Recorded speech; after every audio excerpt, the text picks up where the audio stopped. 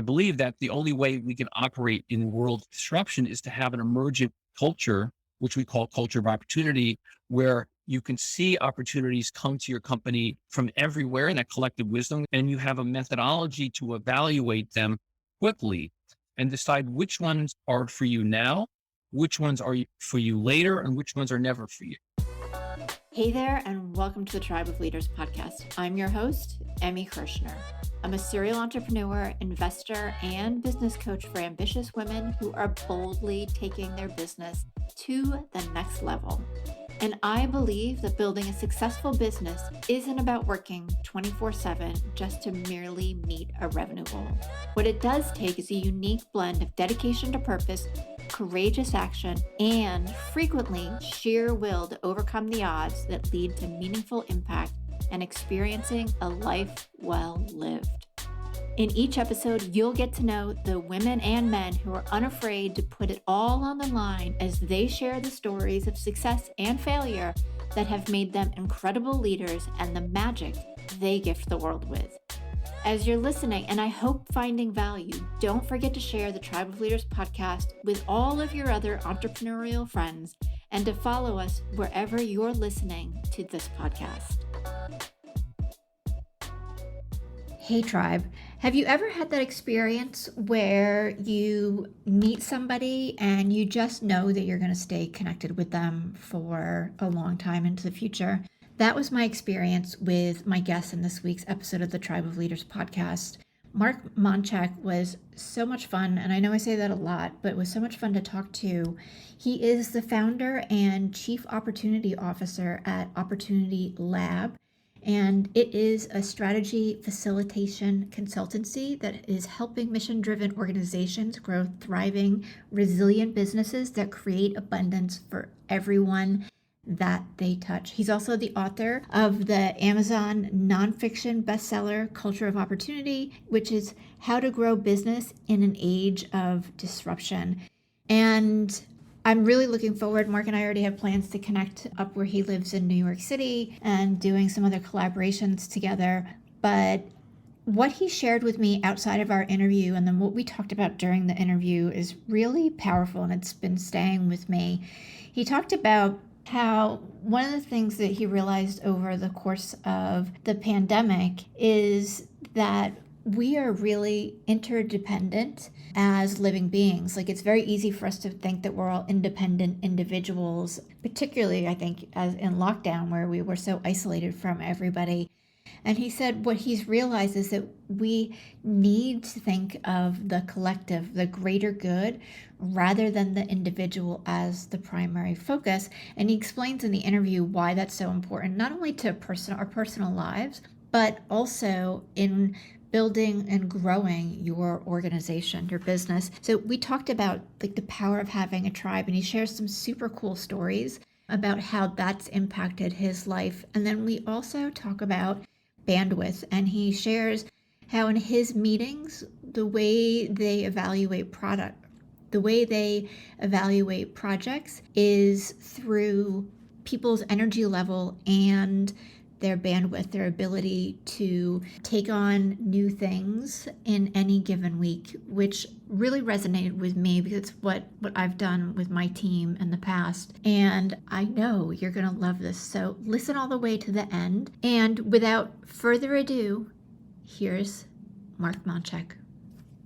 Hey, Mark, welcome to the Tribe of Leaders. I am so super excited to have you on the show today and to really be able to share everything that you're doing and how you're really changing the face of leadership. So thank you so much for being here.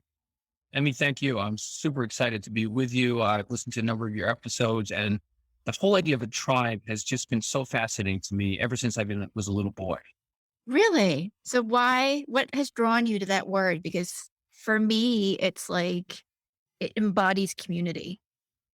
Yeah, for me, I learned the stories of my parents' ancestors coming to the United States. My father's family started in Lumja and Minsk is now in Belarus, and Lumja is now in Poland, but back then they were part of the Russian Federation. Jewish immigrants who could only live in the Pale of Settlement, which was specifically designed to segregate Jews from the rest of the Russian Empire. And so the way they came over here really was at tribes, that the extended family, one person would come over, they had the money, they went on a boat. The boat took a good week in steerage. You're lucky that you got there and not got sick. And if you were sick, they Yeah. sent you back. But eventually they came over and I was able to find the date they came over, how much money they had in their pocket, what job they had. And there's an amazing amount of information that you can get at ancestry.com and other places.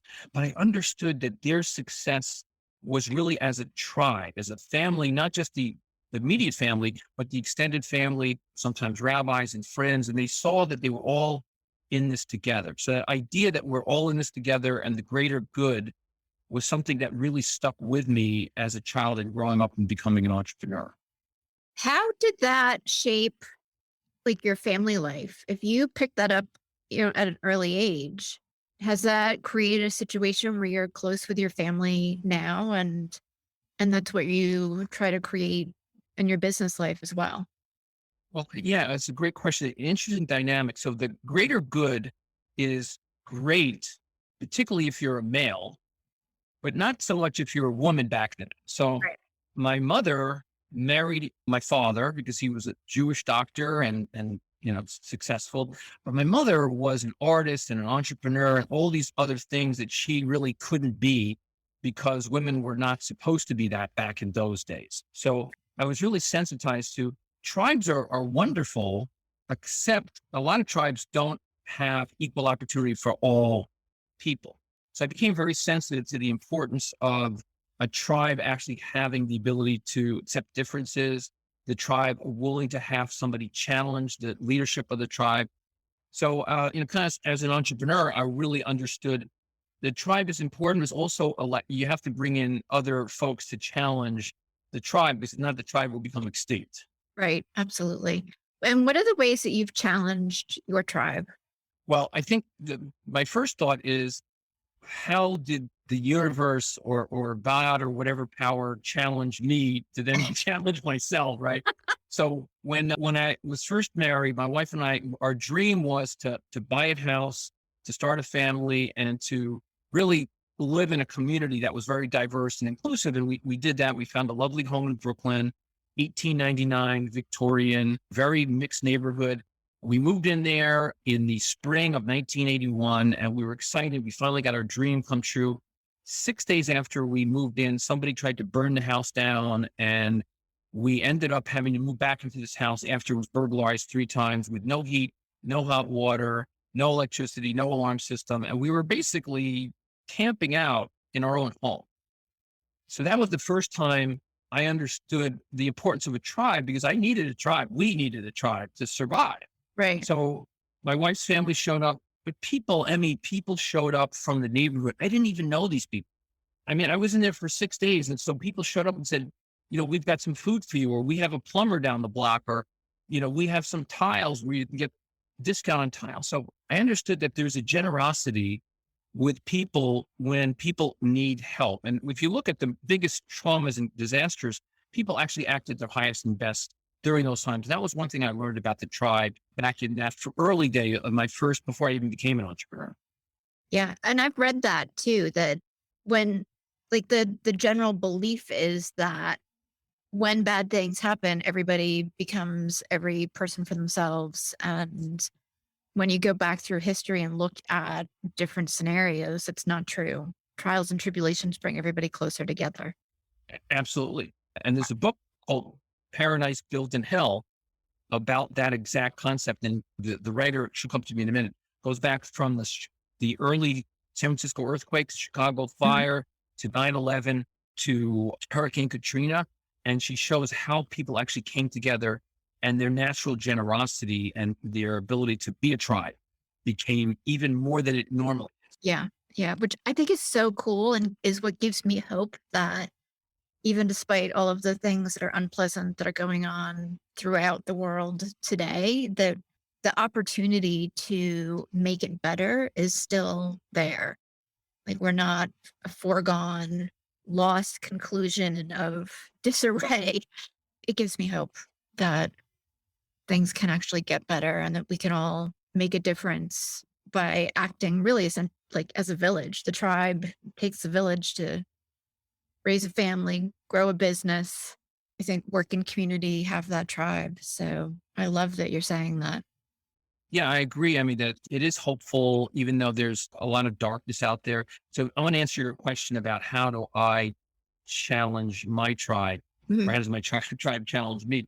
So we at Opportunity Lab, we run a community which we actually have one event today. It's a monthly event called Opportunity Community, and we invite business leaders, entrepreneurs, educators, activists, people from all over the world to come and share with us. And every month, people bring new ideas and challenge our thinking. And we also bring those folks to our team meetings periodically. We'll bring an outside entrepreneur, somebody who's doing something different that we didn't even hear about. Today, we're actually doing something really interesting. We're talking about what does Ted Lasso teach us about culture, team culture. So I don't know if you've seen the Apple TV show Ted Lasso, but it's I about have a not. American football coach who goes to England and he becomes a soccer coach in the Premier League. He knows nothing about soccer. And the woman who owns the team, as part of the divorce, wants to tank the team and make it bad so she can get back at her husband who cheated on her. So Ted Lasso is this very, very kind of sweet, naive guy, and he comes into this league that wants to tear him up. And he leads through generosity, through caring about each person. It's a comedy. Jason Sudeikis plays Ted Lasso.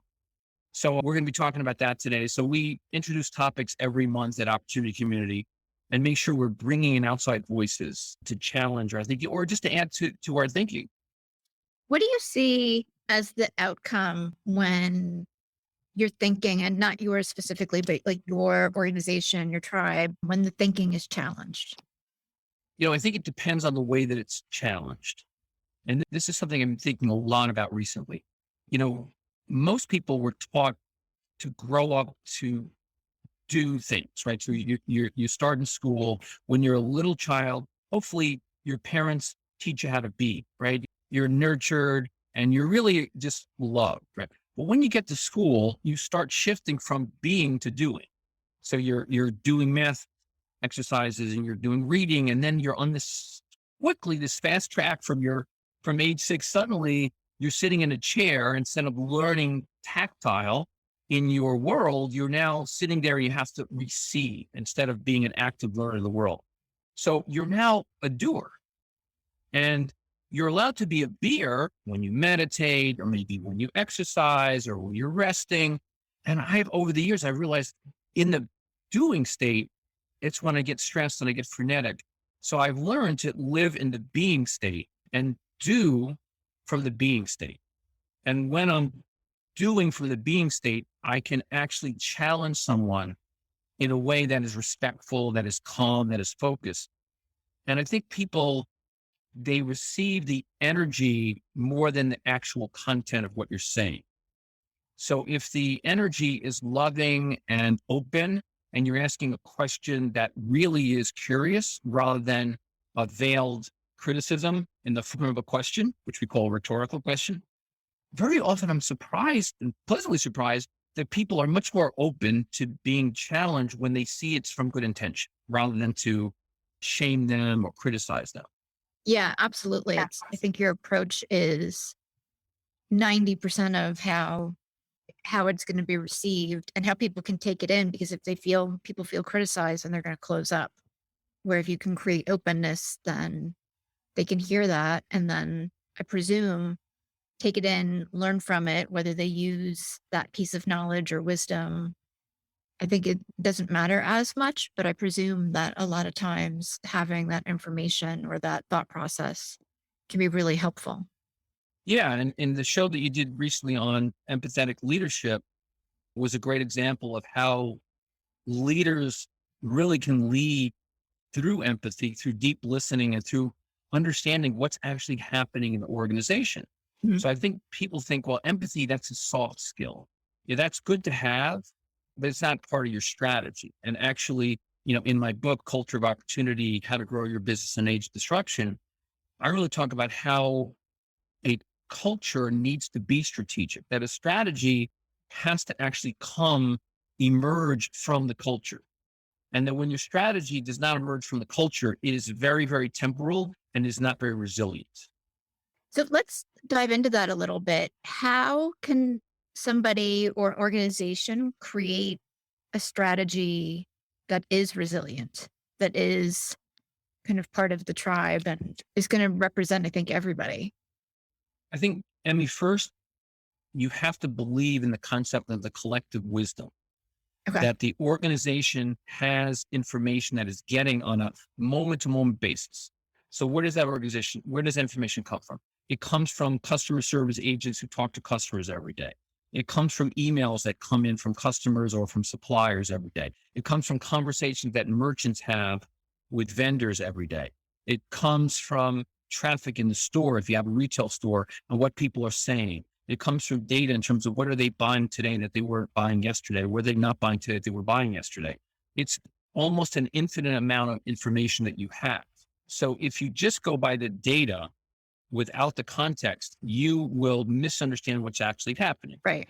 If you go and use the data that you're getting in your reports in combination with what's actually happening by listening to folks. So one of the programs we developed at the beginning of COVID, which we're running and will run forever, is called Share Lab. And in Share Lab, we teach our clients to actually have deep listening sessions where they go in department by department and they start with 3 questions. Where are you calling from? Assuming that it's a hybrid or remote organization.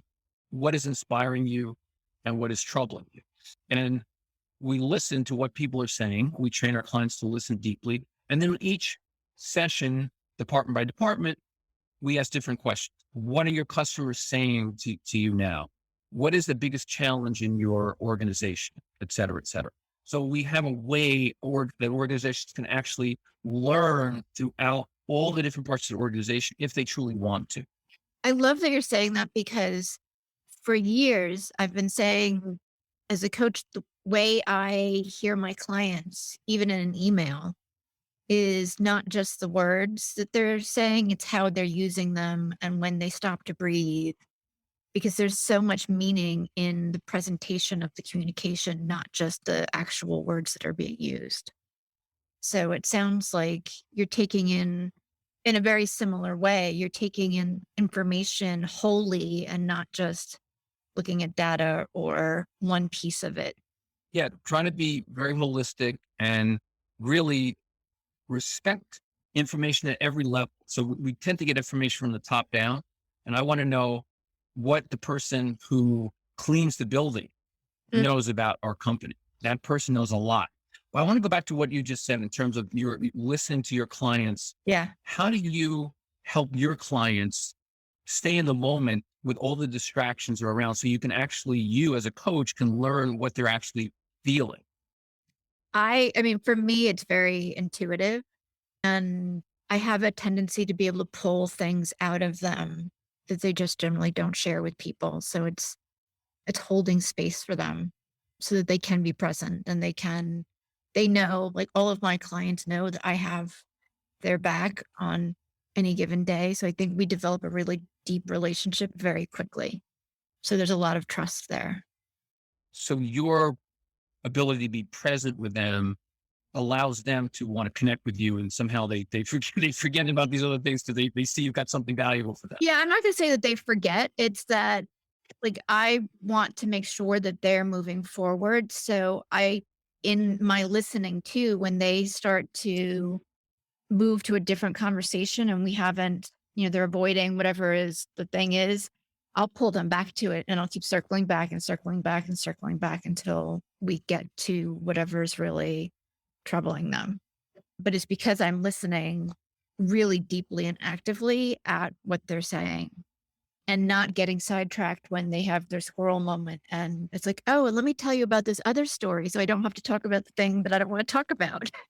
And it's, I'm sure, similar in how you're looking at the whole organization, paying attention to the maintenance person or somebody that's in the mailroom. Like they're seeing the business at a whole different level and they're seeing gaps in a way that you at the top may not be seeing, or seeing things that are working really well that you don't know is working really well. Yeah, absolutely true. And what your guest, I think Sophie, talked about in the empathetic leadership program was you could tell a lot about companies from their meetings. And a brilliant scientist by the name of Alex Pentland wrote a book called Social Physics a few years ago.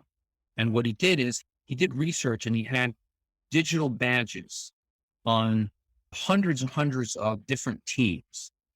And what he found was the companies that had the best team culture and best team performance actually had the most number of people speaking for the least amount of time on a regular basis. In other words, if you had 10 people in a room and one person, the leader, dominated the discussion and there were fewer people participating, that team had lower performance and lower longevity, Oh, interesting. higher turnover. And so when a lot of people, if everybody in the team spoke, but they spoke for much shorter periods of time, so there was a high level of engagement, it was back and forth, those teams felt much better about themselves and actually had better performance. Wow. I like that. I like that.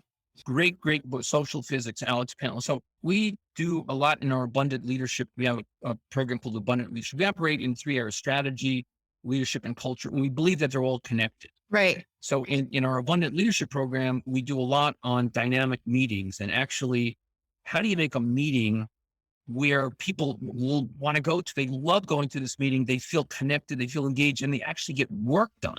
Because I'm always fascinated when people say, I got to leave this meeting so I can get some work done. Well, if you didn't get work done at the meeting, then the meeting really didn't have much of a purpose to it, right? So we're teaching people how to gather as leaders. And the first thing you do actually understand your people are human beings. And so when you gather, you start with the heart and you start to connect people with some question that will get them connected to the heart. So we ask people, like I said, what is inspiring you? What is troubling you? What is the most insightful thing you've heard in the last week? What is the most concerning thing you've heard? We have a whole discussion about bandwidth. Bandwidth is on every single agenda. What is your bandwidth? Do you need help? And what you find, Emmy, is that people are very willing to take the load off of somebody else. If their bandwidth is big, they don't want to have wasted time. And if you really share bandwidth as a group, it becomes incredibly powerful that people feel like we are a tribe. We're actually all in this together. And if you have an enormously difficult week, you know what? I could take a few things off your plate. Yeah. I would presume that that creates incredible connections with the team and you're moving as an organization more fluidly. So Absolutely. there's less downtime, higher productivity, higher performance, and just overall people feel happier and are enjoying the work that they're doing because it's collaborative. Yeah, absolutely. And, if we stop thinking about organizations as modern factories Yeah. and start thinking about them as human, emergent, dynamic organizations, you actually can get so much more with less time and more flexibility, more joy. So, we have this idea, you have a job description, you have a structure, you used to have a physical space. Now you may not have physical space. So let's say you have 1,000 people in the organization. One of our clients has 1,000 people, 7 different locations, and each person has a job description. But in that job description, it doesn't cover all of their skills. So let's say you have a skill in project management. That's not part of your job description. I have a need for project management and I'm in a totally different department. I might not even know you exist in my company. However, if there is a way, and there is a way to do this, there's actually software to do this, where I know that you have a great skill in project management. So I reach out to your manager and say, hey, I hear Emmy has a great interest in project management and she loves the project that we're doing. Could I borrow her for 3 weeks for 5 hours a week?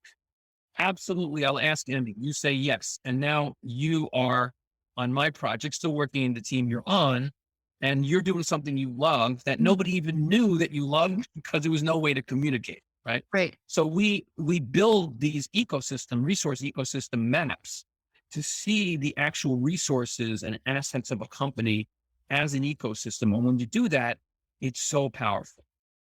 That sounds amazing and so fun. Yeah. Because then you can really match people up too, I would think, based on not only their abilities, but their personalities. And again, just creating more joy I'm curious what you feel like, why businesses are still acting kind of as that factory when that's not how I think effective workplaces have worked in forever. And what else you would do differently so that we can transition out of that? Wow, that is an extraordinary question. I will do my best to answer it in the time we have allotted, but Right. we I could know. spend many episodes. I guess I would say that we're at a very serious inflection point in the evolution of democratic capitalism. So I think, capitalism emerged in a modern world along with democracy. And as the world got more democratic, capitalism got more democratic. And there was a time, and it was not that long ago in the 1970s and late 70s, where companies actually would write in their annual reports that they were proud of how many benefits they had given their employees, how many employees they had. And there was a sense of pride of we're employing people. In the 1980s, when Ronald Reagan became president, there became a mode of, and this is a key point where Jack Welch took over General Electric, where we actually wanted to have the most productivity with the least number of people. And we want to have the highest EBITDA and the highest stock value. So the whole idea that a corporation had some sort of a social contract with its employees and its communities started shifting. And it became very much driven by the stock price, by investors' interest, and that shifted. At the same time, in the 90s, China, a very undemocratic country, and supposedly a communist country, decided it wanted to be capitalist, but not democratic. Right. So now we have, the second largest economy in the world, which has been highly successful in a capitalist mode and become less democratic than it ever has. So we have to decide, do we want to have democracy and capitalism? And if so, how do we do it in a way that balances the need for profit with the need for actually the welfare and the well-being of all of the stakeholders in the organization? And I think that is really an inflection point of the Gen Z employees and Gen Z investors and the Gen Z whole population, and to some extent millennials too, where they don't want to work for a company that has no higher purpose other than to make money. They also want to work for a company that cares about them, that cares about its communities, the environment, and so forth. So I think we're seeing an inflection point now in a similar way that we did in 2008, where companies that were very, very early on, such as Uber and Etsy and Airbnb and Facebook, even 2008 was only 4 years old. These companies started to rise, and you had companies like Lehman Brothers and Bear Stearns and Washington Mutual and AIG, Blockbuster, Research in Motion, all were huge iconic companies, and then they went in the other direction. So it's interesting now, Elon Musk decided that all of his employees at Tesla must be in a physical location, physical facility, at least 40 hours a week. Well, we'll see how that plays out. David Solomon, CEO of Goldman Sachs, decided on March 1st, I believe it was, all his employees were going to show up at work 5 days a week, and 50% did not show up on that day. Yeah. So we'll see who gets the talent as this world starts shifting. Yeah, I was really surprised about that too, because I keep reading, hearing, and I've helped some of my clients move to 4-day weeks where they're working 30 hours or 4 days over 30 hours. And in so many industries, working part virtually and part in the office is very feasible. So why hang on to an old model that creates a lot of stress, and particularly for women who are doing more of the juggling of home and family? Yeah, I think that's a great point, great question. I think it has a lot to do with the perception that you need to be in control in order to be successful. You need to be to be in control to have a profitable company.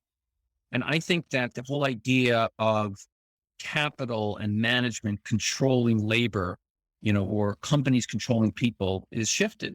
And, in my company, in our company, Opportunity Lab, I could care less how many hours you work. I don't track how many hours our people work. what I care about, did we meet our clients' expectations? Did we reach the milestones of our projects? Did we feel happy about it? Did we feel pride in the work that we did? Are we attracting the clients and the partners that we want? There's some weeks when somebody might work 20 hours. Some weeks somebody may work 60 hours. What I care about is their bandwidth and their emotional, spiritual, mental health. And of course, I care that they produce something, but we have discussions about that. And we try to make it very open about that.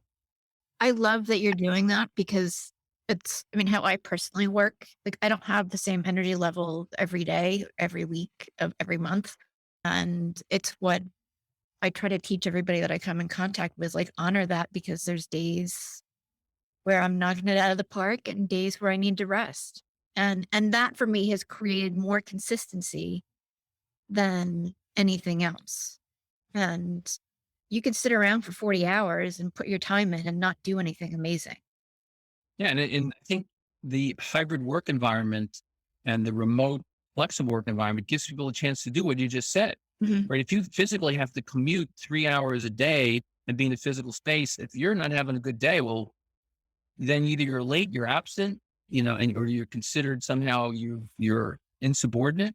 But if you're at home and you ping your manager, say, I'm taking 3 hours off, I'm going to be working tonight, and they trust you. I mean, 75% of CEOs of Fortune 500 companies were very pessimistic and did not think that they would be able to get productivity out of their people in remote work. And they were wrong, that most companies actually exceeded the productivity. Not all, but quite a few did. And now they're trying to rethink what does a culture actually mean today? What is the purpose of a physical workplace today? These are the questions I think we need to be asking. Yeah, I think they most certainly are because it should be more than just doing the tasks. Like it should be about, to me at least, about generating ideas. Yeah. And what is something that you can do in the office you can't do remotely?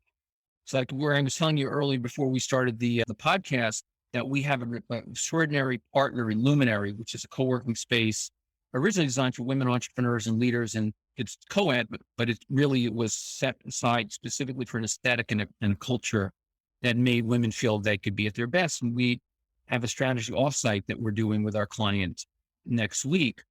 And I see companies like Luminary being part of the future where, let's say a company does not want to make a radical physical change to their workplace. Like they want to give their employees a chance to work in an environment where when they're in a physical space together, they can get much more things done and things done that we're not able to do when you're remote. So companies like Luminary, these really creative co-working spaces, clients can come there and we have the glass ceiling is a restaurant kind of open space at the top of the building where you can be indoors, you can be outdoors, you're feeling expansive. There's conference rooms, there's, open spaces, modular work and all that. Companies would spend a lot of money if they had to, re-engineer and redesign their workspace to be like that. However, they come there and they're a member, let's say, they have 20 hours a week of membership. Their leaders can come there and do that kind of thing. And then they don't have to necessarily make all that expenditure in the physical workplace. So there's a lot of things happening today that are really innovative. Yeah, and I think there's so much opportunity to do things like that so that it doesn't have to be everybody's in the traditional office space. And I think with particularly some of the really innovative co-working spaces, like there's great networking among not only your own team members, but also being able to interact with other businesses. Absolutely. And you meet people you would never meet Mhm. if you were just working remotely or if you were in your own company, you never went anywhere else. Yeah, absolutely. I'd love to shift gears a little bit and talk about your book, The Culture of Opportunity: How to Grow Your Business in an Age of Disruption. And I'm curious, what was the catalyst for writing a book? Because for me, that's a not a small undertaking. Surely not. And I admire anybody who has a book published in any form that they do it. It was the result of several factors coming together at one time. We had developed this process called Culture of Opportunity, which is a step-by-step process to actually develop a year of opportunity with actual strategic or action plan to be able to evolve that. That was something in my mind that had developed it over the years. And then in Right. 2007, I went to India and I had a very, very profound deep spiritual awakening in India, which, if you've never been there, the energy of India is very special. It is the home and the beginning of Buddhism, Jainism, Hinduism, and the third largest population of Muslims in the world. Okay. And I came back seeing the most open, loving people who basically had almost nothing by our Western standards. Came back and I found that $100,000 had been stolen from my company while I was in India and traveling other places. And I really broke down. I had a very, very severe depression at the exact same time that the economy was going into darkness. I was going into darkness. So I woke up in New York Presbyterian Hospital in August of 2008 at a really dark time of the world and in my dark time. And I woke up with this first word was gratitude, just being grateful that I was still alive. And second word, what's the opportunity here? What was it that had to be reborn? And I realized that I think I valued my identity and how much money I had, the status, over what I saw in India, really, which was this profound, unconditional love for just being alive. And I wanted to kind of reshape how I thought about myself, how I thought about the world, business, and my company. So Opportunity Lab came out of that experience, and I began developing the ideas that are in culture of opportunity.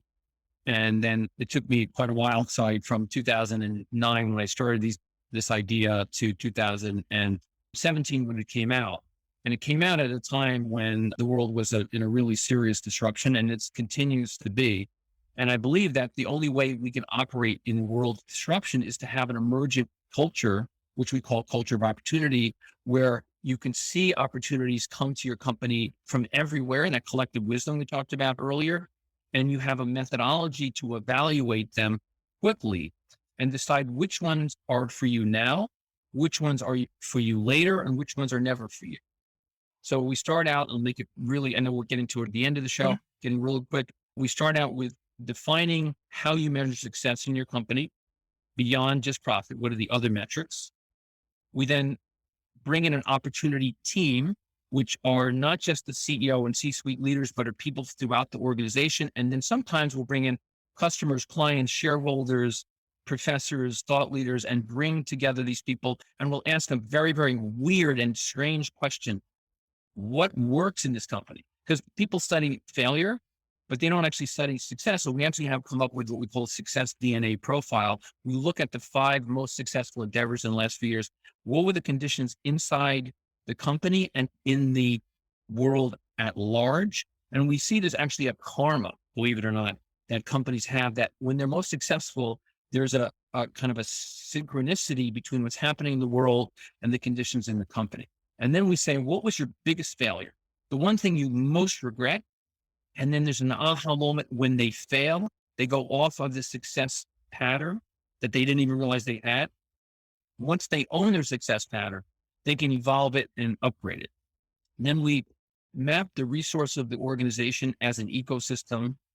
We call it the resource map.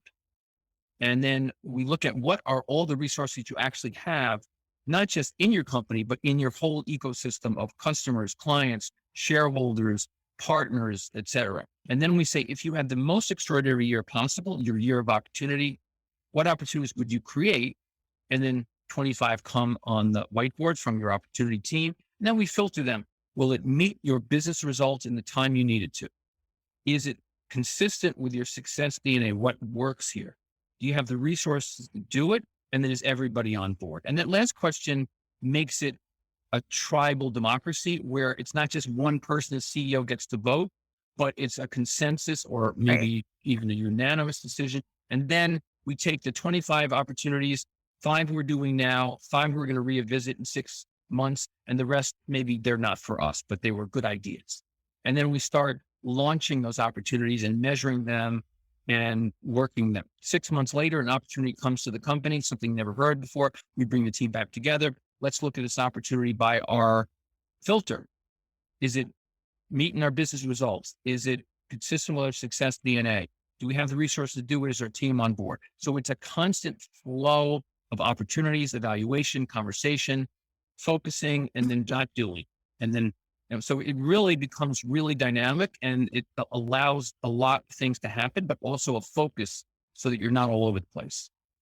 I'm curious because I'm already seeing exponential results in my head, but what is the reality of when organizations do this? Like, what do they experience differently?